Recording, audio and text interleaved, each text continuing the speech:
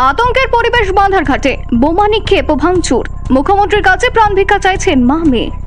বাঁধারঘাট petrol pump সংলগ্ন শ্রীপল্লী এলাকায় বিধুভূষণ রুদ্রপালের বাড়িতে গতকাল রাতে দুষ্কৃতীদের হামলায় ভাঙা হয়েছে বাড়ির সীমানা, কেটে দেওয়া হয়েছে জলের পাইপ, ফাটিয়ে দেওয়া হয়েছে জলের ড্রাম সহ জানালার কাঁচ, ভেঙে গুঁড়িয়ে দিয়েছে দুষ্কৃতীর দল, মারা হয়েছে বোমা।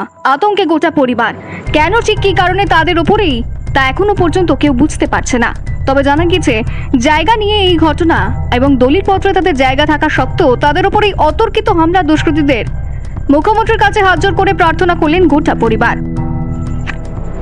পুলিশ এক দুবার গেলেও দুষ্কৃতীদের ধরতে পারেনি, তাই মুখ্যমন্ত্রী যাতে ঘটনাটির ব্যবস্থা করে জোরহাতে প্রার্থনা করলেন গোটা পরিবার।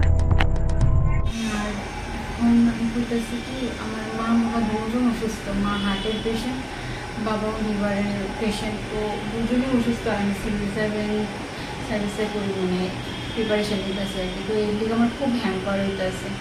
তো আমি আর্নেস্টলি রিকোয়েস্ট করতেছি মানুষ সাহায্য করছি, প্লিজ প্লিজ আমাদের অনারেবল সিএম আমাদের বাঁচান।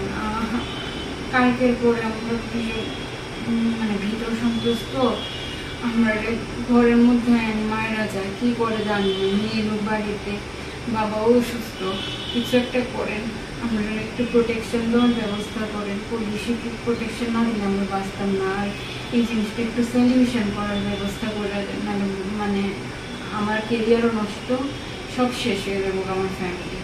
So please earnestly request to our honourable CM, please আপনি কাইন্ডলি এই জিনিসটা একটু দেখেন। আমরা খুব কষ্ট পাইতেছি, অনেকদিন ধরে আসলে আর পারতেছি না।